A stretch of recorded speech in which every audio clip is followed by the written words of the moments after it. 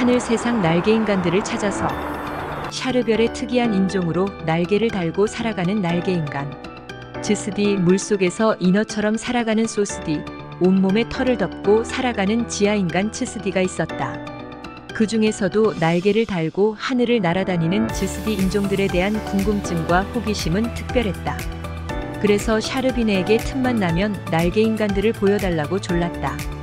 사람의 몸에 날개가 달려있고 그 날개를 활짝 펴고 하늘을 날아다니는 모습을 상상하면 궁금해서 견딜 수 없소. 날개를 달고 하늘을 날아다니는 날개 인간들의 모습을 빨리 구경하고 싶어 견딜 수 없소. 그 궁금증을 풀기 전에는 다른 구경들이 제대로 눈에 들어오지 않을 것 같소. 날개 인간들을 먼저 구경하고 다른 구경을 하는 것이 어떻겠소? 그러한 부탁을 못 이긴 샤르비네는 어느 날 다른 일정을 취소시키고 추누셔시를 몰고 니비누시 산으로 향했다. 니비누시 산의 정상을 배경으로 즈스디 날개 인간들이 흩어져 살고 있었기 때문이다. 니비누시 산은 듣던 대로 산 전체가 기암 절벽들로 뒤덮여 있고 27,000m가 넘는 주봉을 중심으로 7만여 개의 높고 낮은 봉우리들의 에워싸인 채 장엄한 산세를 드러내고 있었다. 산 정상에 바다처럼 고여있는 하늘호수를 비롯해서 수백, 수천 km에 이르는 긴 계곡을 따라 강처럼 굽이쳐 흐르는 물줄기들이며 까마득히 높은 절벽에서 층계를 이루며 쏟아지는 폭포들, 그리고 바위 틈 사이사이로 피어난 야생화들의 꽃향기가 어우러진 선경의 모습 그대로였다. 샤르별의 인류들이 자신들이 살아가는 세상을 선경 세상이라고 자부하지만 진짜 무릉도원과 선경 세상의 모습은 니비누시 산에 펼쳐져 있었다. 27,000m 산 정상에 고여있는 넓은 호수는 그 신비로움이 대단했고 그 호수가 넘쳐 흐른 물이 32단, 27단 등의 다단 폭포수로 떨어지는 장면들도 절경이었다. 니비누시 산맥의 7만 봉우리로 이루어진 계곡들마다 폭포가 떨어지며 만들어내는 굉음 소리들이 요란했고 폭포의 물줄기들과 폭포가 떨어질 때 발생하는 흰 포말들이 안개처럼 자욱하게 피어서 산능선을 덮고 있는 장면이 선경세상 그대로였다.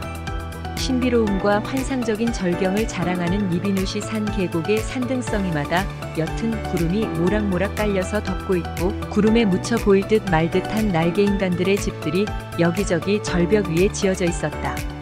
그리고 이쪽 절벽과 저쪽 절벽으로 새처럼 하얀 날개짓들이 오락가락 하는데 그들이 바로 날개인간 즈스디였다. 날개인간들이 하얀 날개를 쭉 펴고 자유롭게 하늘을 날아다니는 모습은 한 폭의 그림이요 형용할 수 없는 아름다움이었다. 사람이면서 어떻게 날개를 달고 새처럼 하늘을 날아다닐 수 있을까? 그 장면을 실제로 보면서도 믿어지지 않는 신비스러움 자체였다. 7만 봉우리로 에워싸인 니비누시 산의 절경 속에서 새처럼 큰 날개를 펼치고 하늘을 날아다니며 살아가는 날개 인간들의 모습은 도저히 이 세상의 현실 속에서 만나볼 수 없는 환상적인 현상이라고 밖에는 달리 소감을 밝힐 수 없었다. 샤르별에서는 2만m 이상 높은 곳에서도 비교적 산소량이 풍부해서 호흡하는데 지장이 없었다. 25,000m쯤 되는 고산지대부터는 호흡에 지장이 있었다. 그러나 니비누시 산에는 25,000m 이상 높은 곳에서도 동식물들이 자라고 날개 인간들이 살아가고 있었다. 산소가 부족해도 잘 살아가는 인간들과 생명체들을 그곳에서 만나볼 수 있었다. 우리들은 고산지대에서 호흡 곤란을 겪을 것을 대비해 식용산소 우디어를 준비했다. 우디어를 복용하면 몸속에서 부족한 산소가 발생하여 몇 시간씩 버틸 수 있었다. 호흡 곤란이 발생하면 다시 필요한 양만큼 우디어를 복용했다. 우디어를 복용하고 샤르비네와 함께 방문한 27,000m. 니비누시 산 정상에는 하늘 조각이 내려온 모습을 한 산상호수가 고여 있었다. 산상호수가 고여 있는 위치는 실제로 25,000m의 구부 능선쯤 되고 산상호수 주변에는 넓은 고원이 형성되어 별천지의 자연 세계를 펼치고 있었다. 지구의 화산봉우리에 형성된 분화구의 연못과는 다른 자연 현상이었다. 고원에 형성된 큰 초원에는 천태만상의 자태를 뽐내는 기와 요초들이 지천에 깔려있고 크고 작은 동물들이 서식하며 독특한 자연 경관을 만들어내고 있었다. 그 고원은 높은 산에 올라와 있다는 느낌은 전혀 들지 않고 낮은 땅에서 사는 기분과 전혀 다르지 않았다. 날개인간들은 대부분 산상호수 주변의 고원지대에 하늘의 집이라고 하는 산상촌락을 형성하며 살아가고 있었다. 그곳에서 밑을 내려다보면 깎아지른 듯한 수천엠 높이의 절벽들이 병풍처럼 솟아있었다. 날개인간들의 집들은 절벽 끝에 아슬아슬하게 지어져 있는 경우도 많았다. 절벽 끝에 지어진 집에서 밑을 내려다보면 땅은 보이지 않고 질펀한 구름바다만 넓게 펼쳐져 떠 있었다. 한마디로 날개인간들이 살아가는 산상촌락은 땅에 존재하는 세상이 아니라 구름 위에 떠 있는 세상 같았다. 날개인간들의 숫자는 800만에 이른다고 했다. 날개인간들은 니비누시 산의 정상에서만 살지 않고 계곡이나 절벽 등 니비누시 산의 절경이 펼쳐져 있는 곳은 어디나 가리지 않고 흩어져 살아가고 있었다. 날개인간들은 천성적으로 아름다운 절경이 형성되어 있는 곳을 주거지로 삼아 살기를 좋아했고, 그래서 눈으로 보아 아름다운 경치가 있는 곳에는 반드시 날개인간들의 주거지가 군락으로 형성되어 있었다. 우리가 날개인간들이 살고 있는 산상촌락을 방문해서 맨 먼저 만난 즈스디가 군이었다. 군인은 날개인간들의 정신적 지주였다.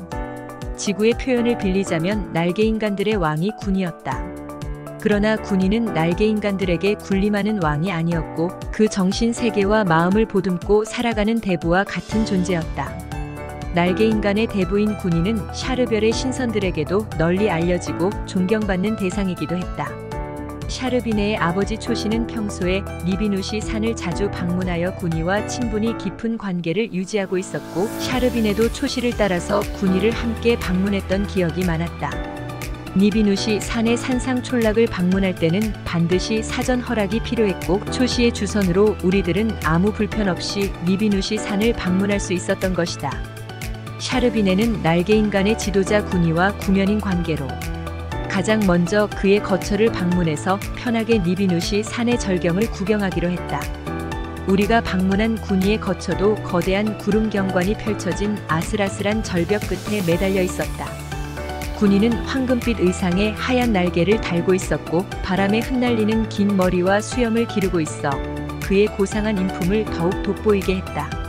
날개인간의 몸에는 날개만 달렸을 뿐 그 외의 신체 부위에는 깃털이나 있지도 않고 피부는 맑고 고왔다. 특히 여성 날개인간들은 천사의 아름다움 그대로였다. 지구 인류들이 화폭에 그려놓은 천사의 모습과 여성 날개인간들의 모습이 너무 흡사하다는 생각이 들었다. 군이의 거처에는 음식을 조리해 먹는 주방시설이라든가 복잡하고 너저분한 살림도 찾아볼 수 없었다.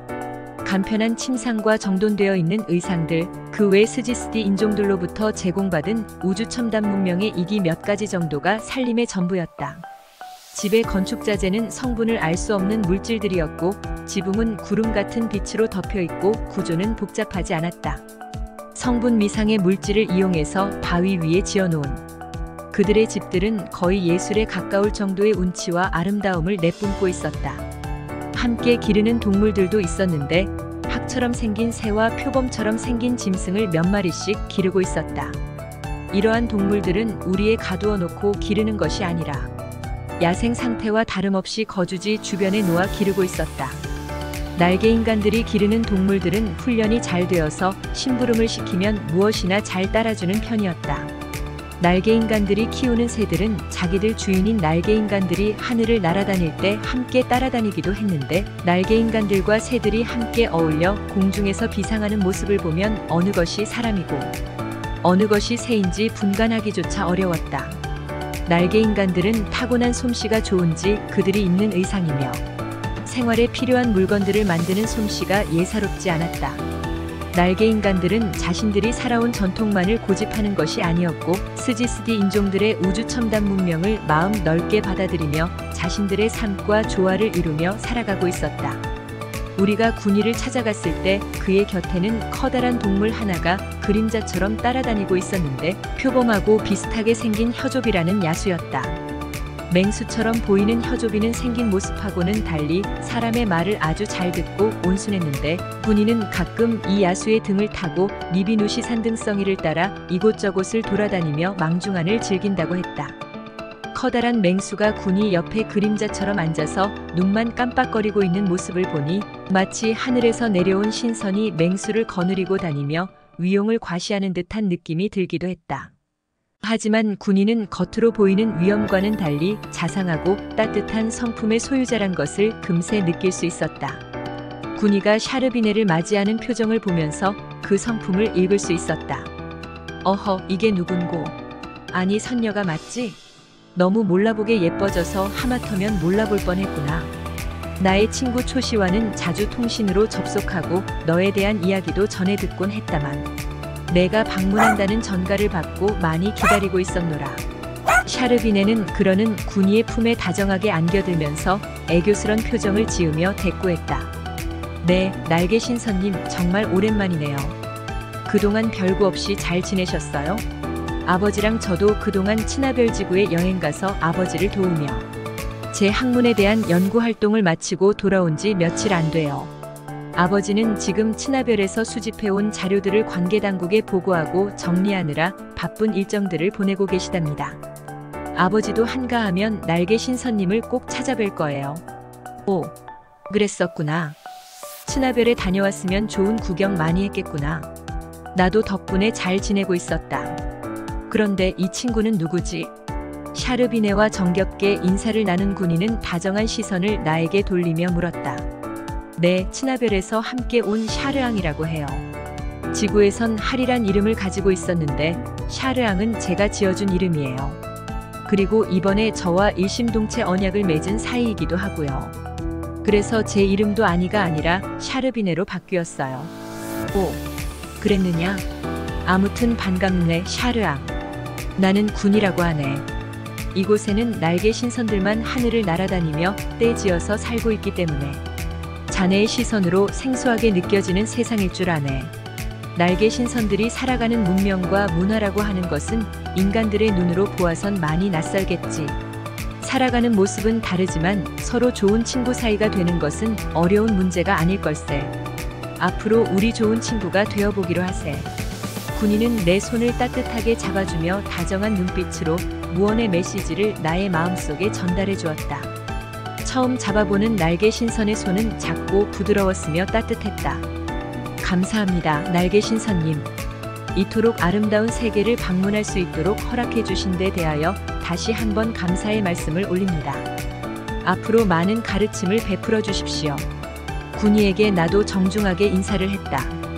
자네는 이미 우주의 성경 세상인 4차원 문명 세계의 놀라운 지혜들을 수없이 체험하며 정신적으로도 큰 가르침들을 많이 얻었을 터인데 우리 날개 신선들의 세계에서 무엇을 얻고 배울 것들이 있겠나. 우리들 세계는 눈앞에 펼쳐진 게 산이요, 발 아래 두르고 있는 것이 구름이며 코로 맡아지는 것이 꽃향기들 뿐이라네. 그러므로 4차원 문명 세계에서 보고들은 우주 문명 세계에 비하면 이곳에서는 특별히 깨달을 내용들이 없을 것으로 알고 있네. 군인은 나에게 웃음 띤 목소리로 말하며 겸손함을 잃지 않았다. 정녕 그렇지 않다고 생각합니다. 군이 신선님. 군이 신선님의 말씀대로 제가 4차원 문명 세계에서 고차원의 문명과 정신 세계를 체험하며 놀라움을 금치 못한 것은 사실이고 정신적으로도 크게 성장한 것은 사실이나 이곳 날개 신선들의 세계에서는 또 다른 경이로움이 제 정신 세계를 지배하는 것 같습니다. 이곳이 비록 원시 문명 세계라고는 하나 우주 첨단 문명 세계에서 얻을 수 없는 그 무엇을 잔뜩 얻어갈 것만 같습니다.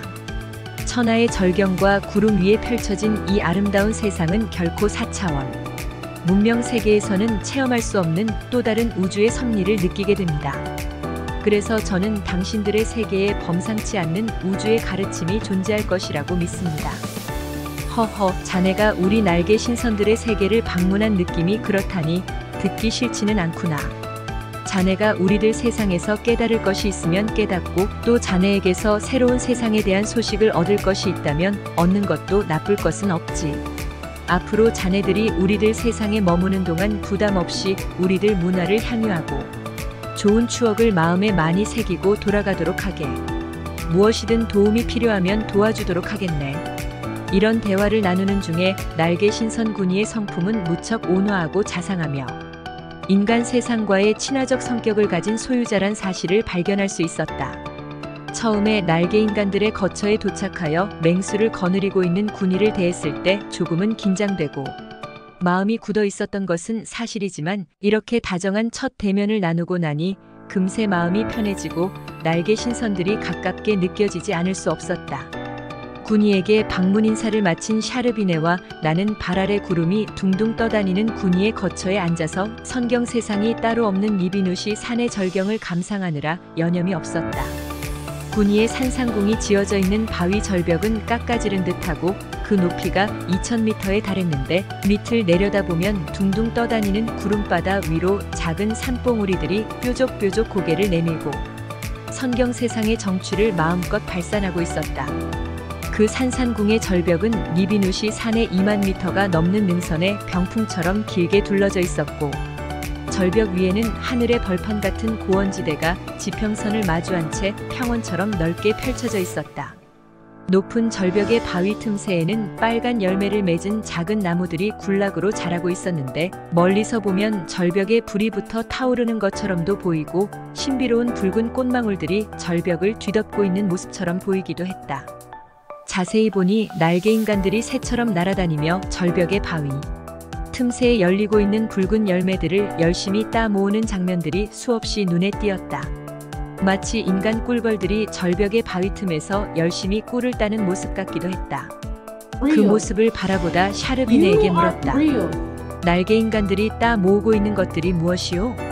꽃을 따는 것 같기도 하고 무슨 열매를 따 모으는 것 같기도 한데 저마다 무언가를 목에 걸고 주머니 같기도 하고 바구니 같기도 하고 아무튼 무언가를 열심히 따 모아서 담고 있는 모습들이 보이는구려. 샤르비네의 눈에도 잘 보이지요? 잘 보셨어요. 날개 신선들은 지금 자신들의 식량을 따 모으고 있는 중이에요. 우수시너스라고 하는 열매인데 붉게 보이는 것들이 날개 신선들의 식량인 우수시너스 열매이지요. 한번 먹으면 불로장생하는 신성한 열매예요. 죽을 몸이 죽지 않고 썩을 몸이 썩지 않는 묘약으로 알려진 열매가 우수시너스이지요. 불로장생하는 신선들의 식량이 우수시너스라고요? 그렇답니다. 산상부수의 물과 우수시너스 열매가 날개 신선들이 먹고 불로장생하는 식량이랍니다. 이런 대화를 나누고 있을 때에 군이가 금방 날개 신선들이 따온 우수시너스 열매를 우리 앞에 내놓으며 맛보라고 권했다.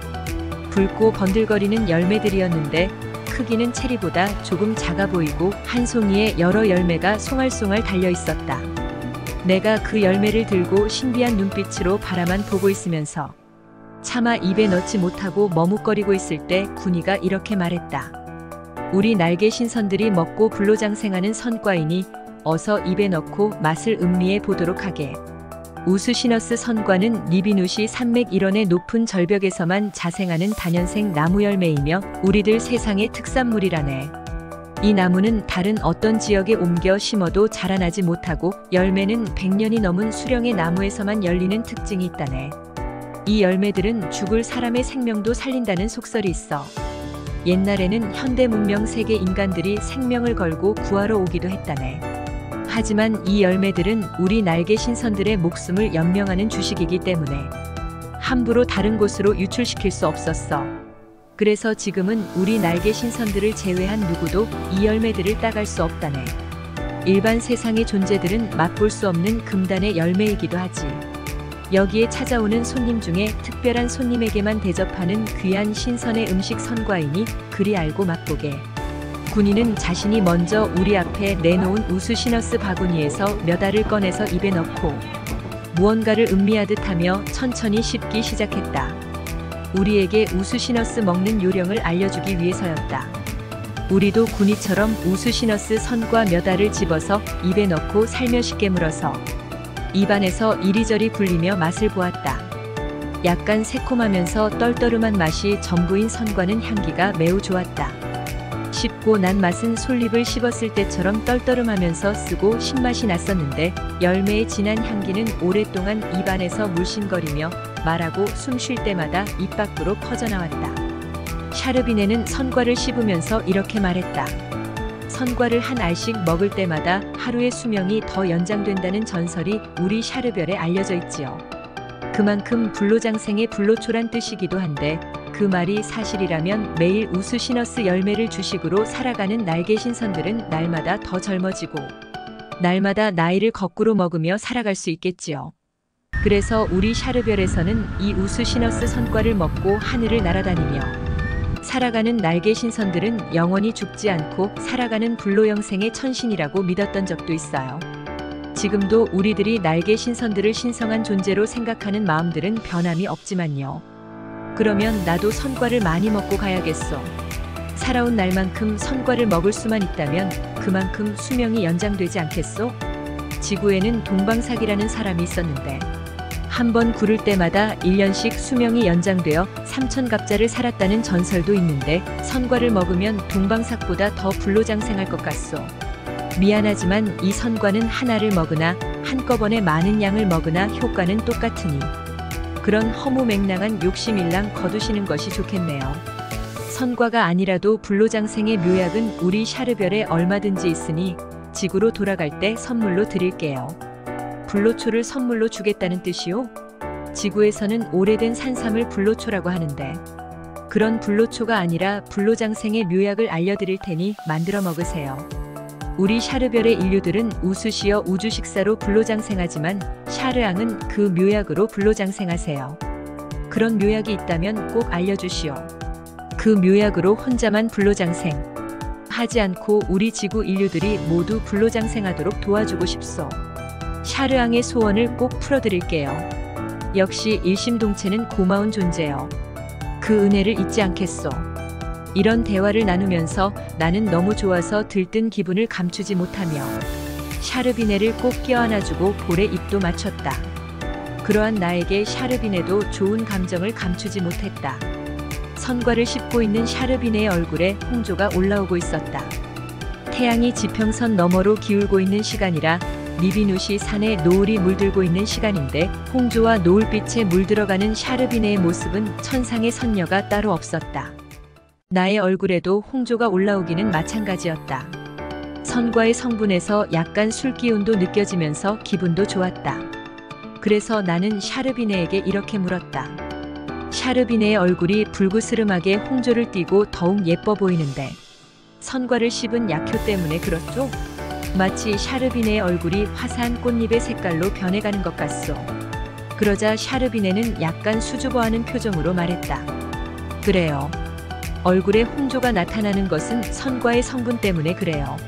샤르앙의 얼굴도 마찬가지로 홍조가 짙어지고 있어요. 아마 지금쯤 몸속에서 어떤 강렬한 파동이 일어나는 것을 느낄 수도 있고 기분이 좋아지는 현상을 느낄 수도 있을 거예요.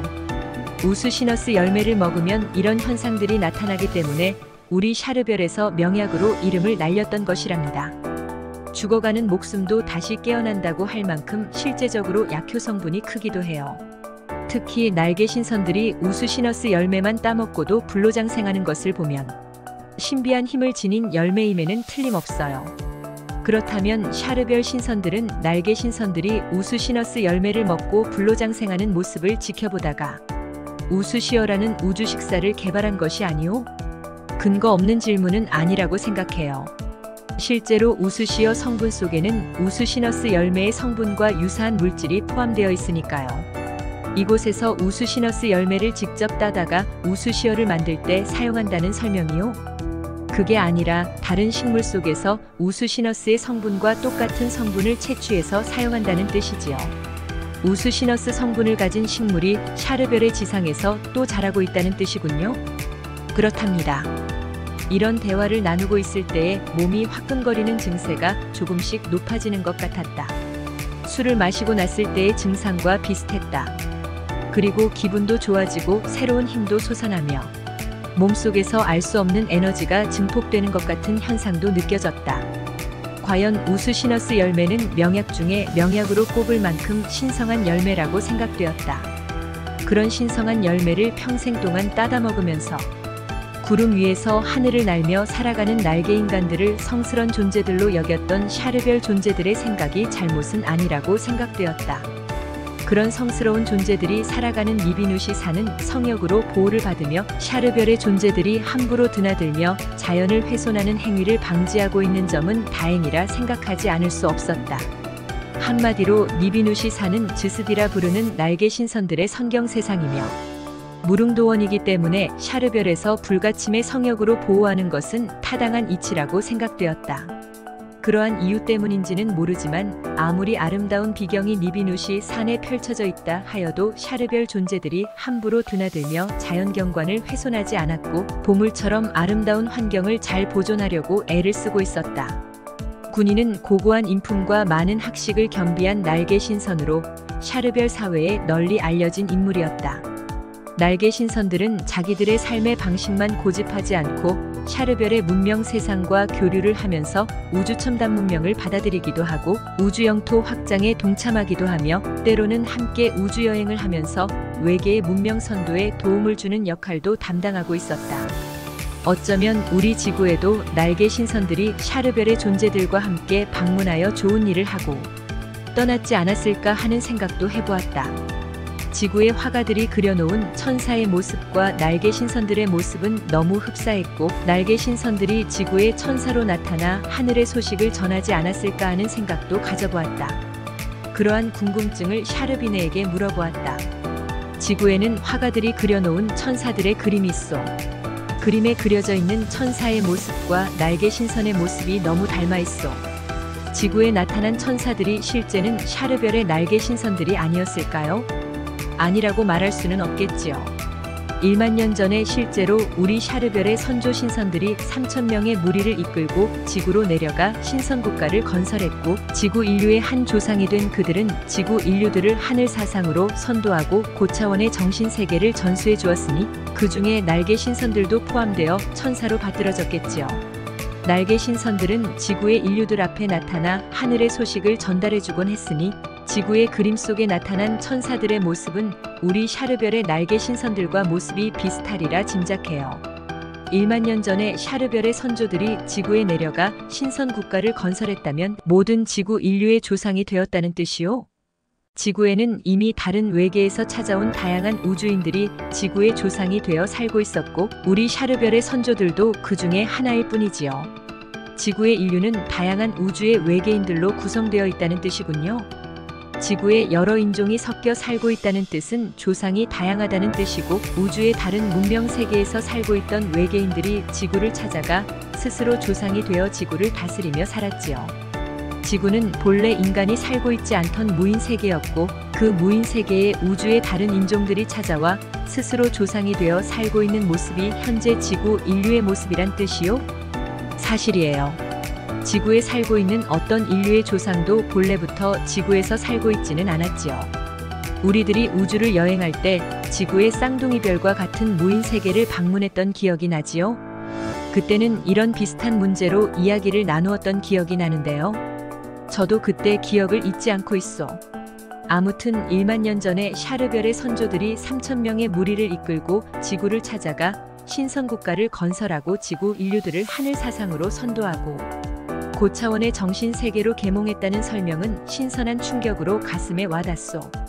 그리고 지구의 그림 속에 나타난 천사들의 모습이 샤르별에 살고 있는 날개 신선들의 모습이라는 설명도 흥미롭게 느껴지요. 그러면 군이 신선에게도 물어보도록 합시다.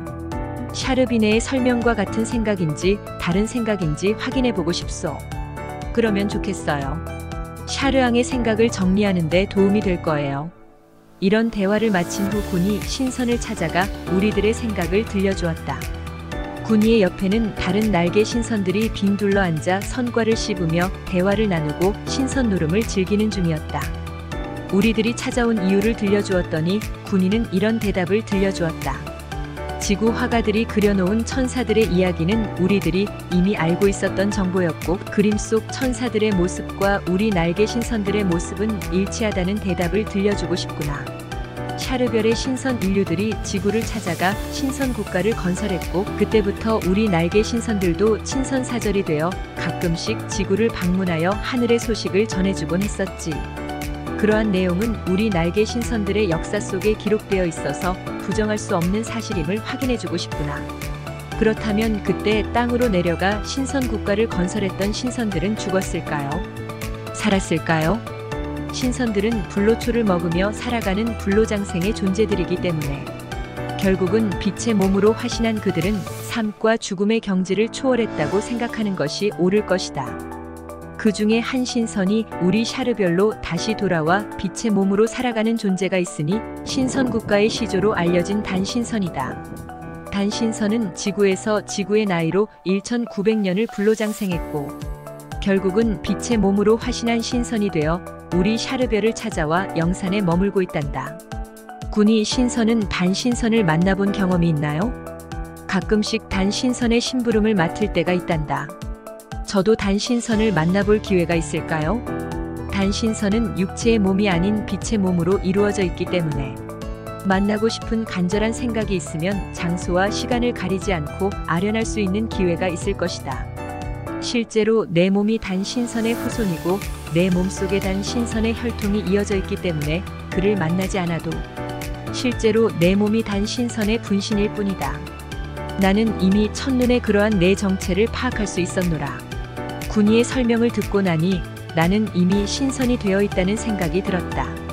내 몸속에 신선의 피가 흐르고 있고 죽지 않고 살아있는 빛의 화신이 된 신선 조상의 후손이라니 가슴 뿌듯한 감정을 감출 수 없었다. 나의 조상이 신선이니 그 후손인 나도 당연히 신선이 되지 말라는 법이 없을 것이다. 그러한 나의 생각을 발견한 샤르비네가 군이에게 특별히 부탁을 했다. 군이 신선님, 샤르앙이 친하별에서 모처럼 우리 샤르별을 방문하고 또 여기까지 와서 군이 신선님으로부터 신선 조상의 후손이란 사실을 알게 되었으니 신선의 길을 걸을 수 있는 좋은 가르침을 들려주세요. 그러자 군인은 허허 웃으며 말했다. 그렇고 말고. 샤르앙은 이미 신선 국가에서 태어났고 아울러 신선 조상의 혈통을 이어받은 후손이며 분신의 몸이니 얼마든지 신선이 되어 살 수 있고 말고. 군인은 심호흡을 몇 번 들이킨 후 다음 말을 이어나갔다. 신선이 되는 길은 특별한 방법이 따로 있지 않고 신선의 생각을 품고 신선처럼 행동하며 살아가면 그만이다. 사람이 어떤 생각을 품고 살아가느냐에 따라서 그 격이 달라지는데, 즉 사람의 생각을 품으면 사람이 되고 짐승의 생각을 품으면 짐승이 되고 신선의 생각을 품고 살아가면 신선이 되는 것이지 다른 방법은 없다. 그러므로 샤르앙은 이제부터 확고한 신선의식을 마음에 품고 스스로 신선처럼 행동하며 살도록 해라. 그러면 매사가 신선 노름이요 무릉도원에서 살게 될 것이며 내가 살고 있는 세상이 성경 세상이 되리라. 그러자면 먼저 사람의 탈을 쓰고 있으니 인간의 본성을 바르게 가지려고 노력해야겠고, 매사의 마음의 오깃을 여미고 하늘의 음성에 귀를 기울일 줄 알아야 할 것이다. 하늘의 소리가 무엇이냐? 순리와 양심의 소리이니 매사를 순리에 거슬리지 않고 양심의 타이름을 따라 실천한다면 신선으로 살아가는데 부족함이 없으리라. 그 하늘의 소리는 어디서부터 들려오는 것입니까? 그리고 그 소리는 어떻게 들을 수 있습니까? 하늘의 음성은 먼 하늘에서 들려오는 것이 아니라 심연 깊은 곳에서 들려오며 마음이 맑아지면 저절로 들리는 소리다. 순리란 어떤 의미가 있습니까? 우주의 섭리에 어긋나지 않는 이치를 순리라 하며, 순리는 지혜 중의 지혜요 길 중의 길이라고 설명할 수 있을 것이다. 순리는 신선의 생애와 맞물려 있고 신선의 생애는 순리와 양심의 그르침이 없노라. 신선의 생애는 순리와 맞물려 있다고 하나 그러한 순리는 아무나 깨달을 수 있는 순리가 아니라 지혜롭고 깊은 깨달음의 경지에 도달해야 터득할 수 있는 진리가 아니겠습니까? 그러면 결국 순리는 실천하고 싶으나 깨달음이 부족하여 실천할 길이 없을 때는 어떻게 처신하는 것이 가장 바른 삶이라고 할 수 있겠습니까? 순리를 찾고자 해도 그렇지 못할 경우는 양심의 지시를 받으면 될 것이다. 즉 양심의 타이름이 바르다고 판단하면 가고 양심의 타이름이 틀리다고 판단하면 그만두는 것이 최상의 순리를 실천하는 길일 것이다. 양심이란 힘이 무엇이기에 양심의 지시에 따르면 순리를 실천하는 삶과 동일하다는 가르침이십니까? 인간은 지혜가 부족하여 삶의 이치와 순리를 깨닫지 못하지만 양심은 정도를 알고 있으며 어긋나지 않는 길을 알고 있기 때문이란다. 양심은 인간의 마음속에 존재하는 하늘의 소리요 하늘의 본성임을 깊이 깨달을 것이다. 그러면 양심의 주체는 인간이 아니라 하늘이란 뜻입니까? 그렇다. 양심은 인간의 마음속에 자리를 잡고 인간의 삶을 바른 곳으로 인도하는 하늘의 마음이요 하늘의 감시자다. 신선은 육과 영과 신의 세계에서 구속을 받지 않는 자유로운 존재이지만 그 대신 양심의 율법이란 철저한 자기 계명을 지켜야 할 의무가 있다. 양심이 곧 하늘의 본성이라면 인간의 마음마다 존재하는 양심은 왜 모두 제각각의 모습을 하고 있습니까? 하늘은 하나인데 왜 사람마다 가지고 있는 양심이 다르게 나타나는가 하는 의문입니다. 사람마다 양심이 다르게 나타나는 이유는 사람마다 마음이 닦아진 정도가 다르기 때문이니라. 인간의 마음은 물에 비유할 수 있고 양심은 그 물 속에 가라앉아 있는 빛에 비유할 수 있는데 마음의 물이 맑으면 양심의 빛도 밝게 나타나고 마음의 물이 흐리면 양심의 빛도 흐리게 나타나기 때문이라고 이해하면 될 것이다. 즉 인간은 마음이 생긴 대로 양심의 밝은 빛을 볼 수도 있고 양심의 어두운 빛을 볼 수도 있다는 뜻으로 해석해라. 그래서 사람마다 생긴 마음이 다르기 때문에 양심을 판단하는 기준도 달라진다고 설명하고 싶구나. 그러면 양심의 실제적인 모습은 모든 인간의 마음에 똑같은 모습으로 존재하고 있다는 의미이군요. 그렇게 생각하면 될 것이다. 모든 인간의 마음에는 밝고 찬란한 지혜에 비친 양심이 하늘의 본성 그대로 존재하고 있다고 생각하면 되고 인간마다 지니고 있는 양심의 실체는 동일하다고 생각하면 되느니라. 하늘은 여럿이 아니라 하나이기 때문에 결국 양심의 기준은 사람마다 다를 수 있고 양심으로 판단하는 선과 악은 사람마다 닦아진 마음의 정도에 따라서 다를지라도 누구든지 자신의 양심대로 실천하면 자기 기준의 최상의 삶을 실천하는 지혜이며 신선의 길과 다르지 않다는 가르침이십니까? 그렇다. 순리는 곧 최상의 실천을 위한 안내자이지만 그 모습은 인간이 깨달은 지혜에 따라서 다 다르고 인간의 양심에 따라서 달라질 수밖에 없다고 설명할 수 있을 것이다. 그렇다고 순리를 하늘에 물을 수도 없고 일일이 지혜로운 자들을 찾아다니며 물을 수도 없으니 결국은 자신의 양심에게 묻는 것이 최상의 길일 수밖에 다른 도리가 없을 것이다. 그러므로 자신의 양심이 크다 작다 탓하지 말고 순리를 실천하려다 모르겠거든. 양심의 판단대로 하는 것이 가장 지혜로운 길이란 점을 명심하라는 뜻이다. 신선은 우주에서 가장 지혜로운 존재이며 신선의 지혜는 양심의 소리로부터 시작된다. 그러면 순리를 깨닫기 위한 지혜는 어디서 얻을 수 있습니까? 그 지혜는 하늘에 있습니까? 인간의 마음속에 있습니까? 지혜는 하늘에 있지 않고 마음속에 있단다. 인간의 마음속에는 본시 하늘로부터 물려받은 지혜의 창고가 있으며 그 지혜의 창고는 마음을 갈고 닦을 때 저절로 열려지게 된단다. 마음을 갈고 닦아 점점 맑아지면 지혜의 창고가 열리고 지혜의 빛들이 나타나리라는 가르침이십니까? 인간의 영은 이미 알고 있는 존재들이다. 그래서 궁리를 하면 답이 나오고 그 답이 지혜이다. 신선은 아무도 가르쳐주지 않지만 그 길을 가고 스스로 궁리하여 길을 찾아서 하늘과 땅의 이치를 바로 터득하여 불로영생의 길을 걷는 자들이 신선이기도 하다. 곧 신선은 지혜로운 영들이어서 육과 영과 신의 세계에서 자유롭고 우주를 품으며 살아가고 있으니 그 지혜로움이 크다고 말하지 않을 수 없다. 인간의 영이 이미 알고 있는 존재들이라면 그리하여 하늘과 땅의 이치를 모두 터득하고 있는 자들이라면 왜 지구 인류들은 목적지를 잃어버린 삶처럼 방황하고 타락하며 살아가고 있을까요? 인생이 살아가는 데 있어서 모든 미궁 속의 답은 자신에게서 찾을 수 있건만 다른 곳에서 그 답을 찾으려고 하니 방황하지 않을 수 없을 것이다. 마음을 닦아서 맑아지면 답을 얻고 목적지를 찾으며 신선의 길을 걸을 것이다.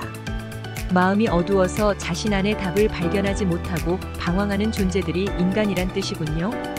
마음을 갈고 닦아 맑아질수록 지혜의 창고는 크게 열리고 지혜의 빛들은 더욱 밝은 모습으로 나타나게 될 것이다. 인간들은 만 가지 지식들을 깨닫기 전에 먼저 마음을 갈고 닦아서 자신 안의 답을 찾아야 바른 삶을 살게 되고 본연의 신선의 모습을 되찾게 된다.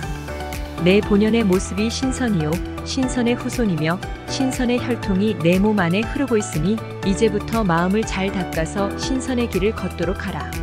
그러면 너희 선조단 신선께서 기뻐하리라. 삶의 목적이 신선이요 신선의 길이라면 이유가 무엇일까요? 우주에 태어난 모든 영은 자유를 추구하며 신선의 삶은 자유의 상징이기 때문이다. 육과 영과 신이라고 하는 3개의 어떤 영역에도 구속당하지 않으며 육과 영을 초월하고 삶과 죽음을 초월한 불로영생의 존재들이 신선이니 그 이상 하늘과 땅에서 추구할 바가 무엇이겠느냐? 그러한 인류들의 이상을 바로 세워주기 위해서 하늘에서는 지구 동방의 3천의 신선을 땅에 보내 신선 국가를 세우고 신선의 도를 펼쳤던 것이군요. 그렇다. 지구의 세월로 1만 2천년 전에 지구의 동방에 3천의 신선이 내려가 하늘의 사상으로 제세이화할 목적으로 신선 국가를 세우고 인류를 계몽했으니 그때부터 지구에서는 신선의 도가 시작되었다고 할 수 있을 것이다. 지금 우리 지구 인류들은 누구도 신선의 길을 모릅니다. 그 이유가 무엇일까요?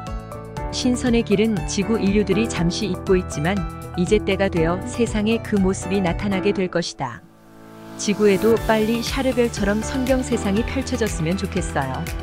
지구 인류들도 샤르별의 인류들처럼 신선의 모습이 되어 살아가면 얼마나 좋을까요? 내 꿈은 이루어질 것이다. 지구의 성경 세상이 펼쳐질 수 있도록 우리 샤르별의 모든 신선들이 함께 노력하고 있는 중이다. 반가운 소식을 들어 기분이 좋군요. 그런데 화제를 바꾸어서 군이 신선님께 꼭 듣고 싶은 대답이 있어요. 무엇인지 말해보렴.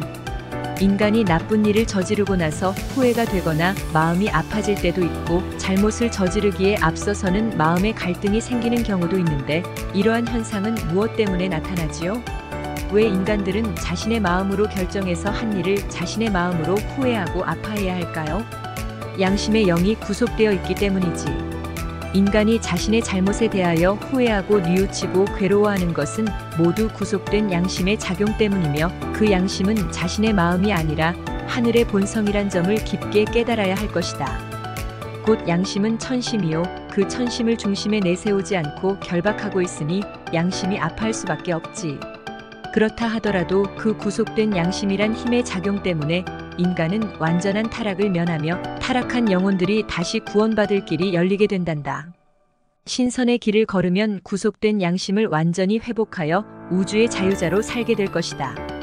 그러면 결국 양심이란 현상은 사랑이란 현상이며 그 현상이야말로 하늘이 인간에 대한 무한한 애정의 증표이기도 하겠군요.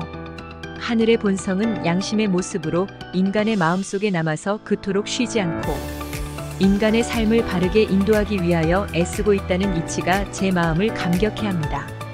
그러한 양심은 하늘의 사랑이 인간의 마음속에서 얼마나 충만하게 작용하며 인간의 영혼을 위해서 얼마나 큰 축복일 것인가를 이제 비로소 깨닫게 되었습니다.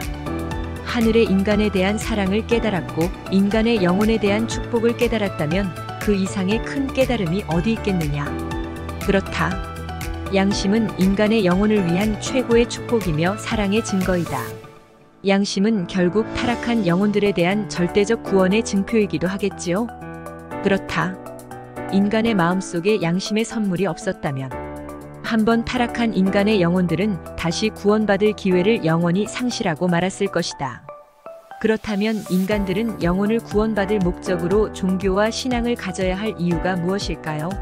마음을 맑게 닫고 양심의 가르침에 따라 참된 길을 걸으면 최고의 선에 도달하고 구원의 목표에 도달할 수 있을 텐데 말입니다. 최고의 선에 도달하여 타락한 영혼을 아름답게 탈바꿈시키는 것이 구원이 아닐까요? 그러면 결국 양심을 회복하는 일이 구원을 달성하는 일일 것인데 무엇 때문에 종교나 신앙이라고 하는 별도의 실천이 필요할까요? 내 말이 틀리다고 할 수는 없다. 영혼의 구원은 종교의 교리에 있는 것이 아니라 마음에 있기 때문에 아무리 위대한 교리를 터득해도 마음을 바르게 닦지 않으면 무슨 영혼의 구원이 있을 것이며 아무리 신앙의 연륜이 깊어도 양심을 바르게 실천하지 않았다면 영혼의 구원과 무슨 상관이 있겠느냐. 그래서 종교와 신앙의 힘이 영혼에게 구원을 주는 것이 아니라 바른 마음의 실천에 의해 영혼의 구원이 따른다고 단정해도 무방할 것이다. 그런데도 인간들은 영혼의 구원을 위하여 무엇 때문에 종교와 신앙을 실천하고 있을까요?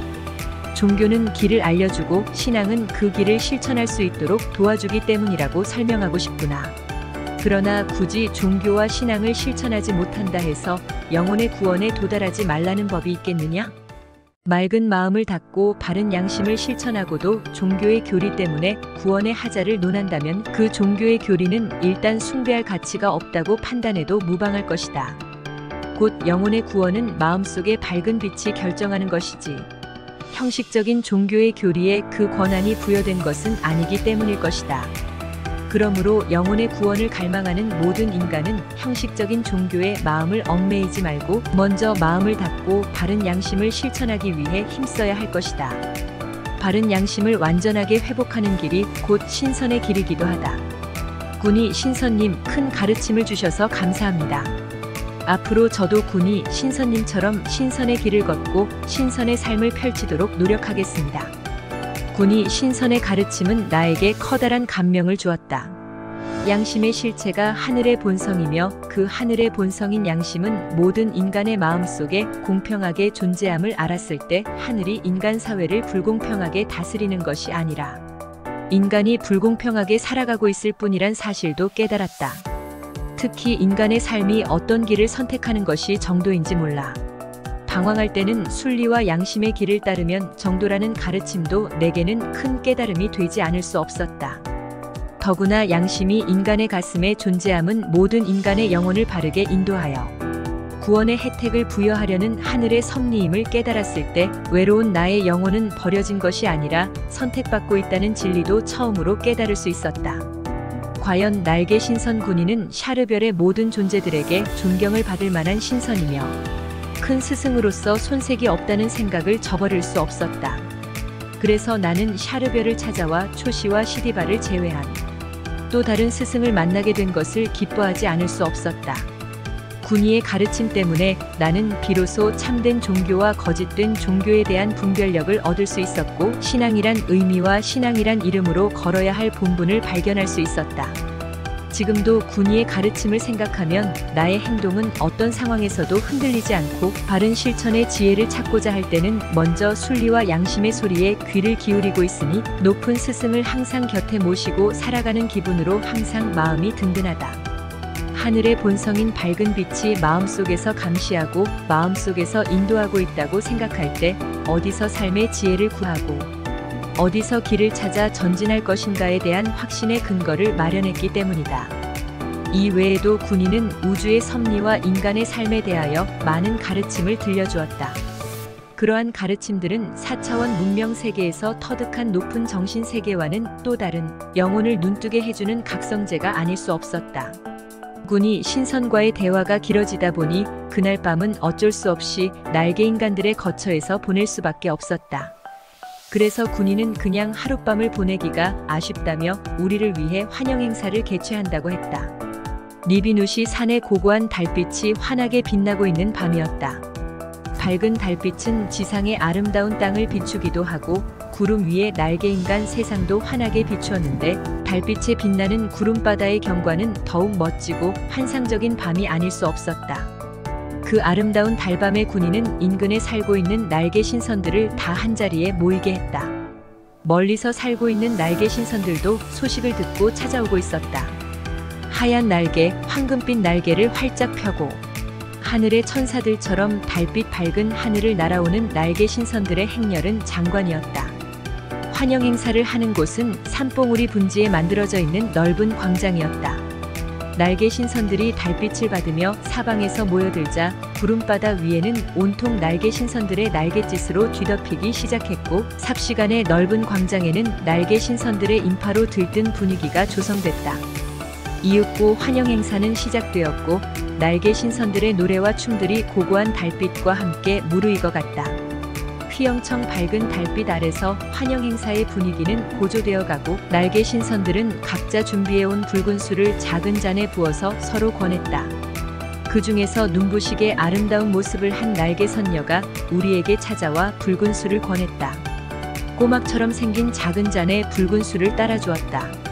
우시시너스 열매를 발효시켜 익힌 술이었는데 그 향기가 기가 막혔다. 그 붉은 술은 날개 신선들이 신선 노름을 할 때 즐기는 신선주였다. 술을 따라준 날개 선녀가 다름 아닌 군이의 딸이었다. 조금 떨어진 곳에 앉아있던 군이가 우리에게 눈빛을 보내며 어서 한잔하라는 신용을 했다. 그래서 샤르비네와 나는 한 잔씩 마셨다. 붉은 술 신선주를 한잔하자 약간 취기가 오른 듯 하면서 그렇게 기분이 좋아질 수 없었다. 다른 날개 신선들도 모두 기분이 좋아지고 흥이 오르는 표정이었다.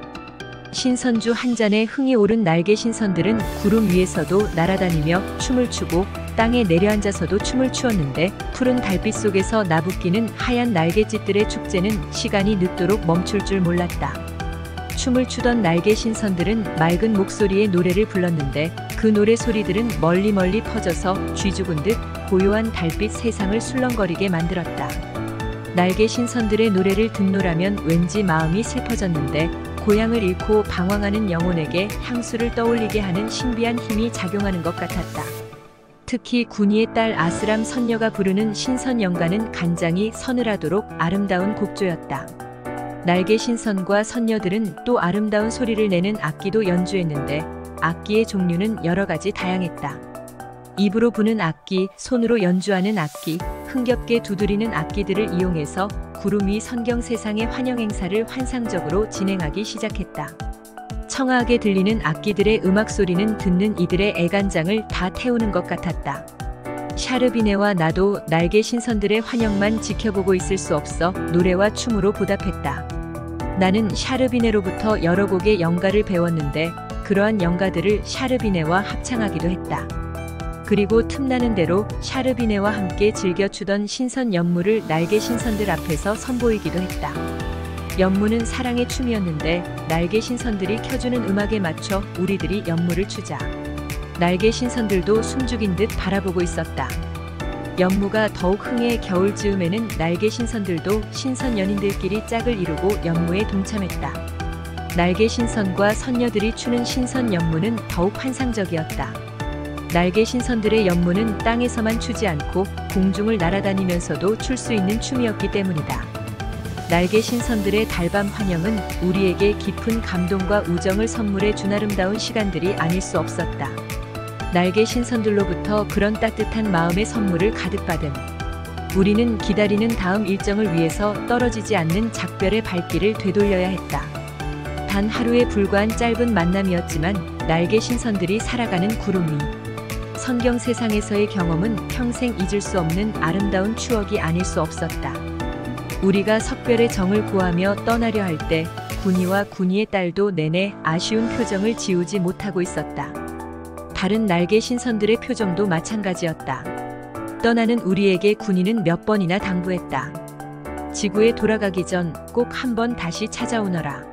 그리고 우리를 태운 추누셔시가 까마득 멀어질 때까지 날개 신선과 선녀들은 다 같이 하늘로 날아올라 배웅을 해주었다. 지금도 밝은 달밤이면 날개 신선들과 함께했던 구름 위의 환영 행사가 아련한 추억으로 떠오르곤 한다. 그리고 아름다운 연가를 들려주던 날개 선녀 아스람의 목소리도 잔잔하게 들려오는 듯하다.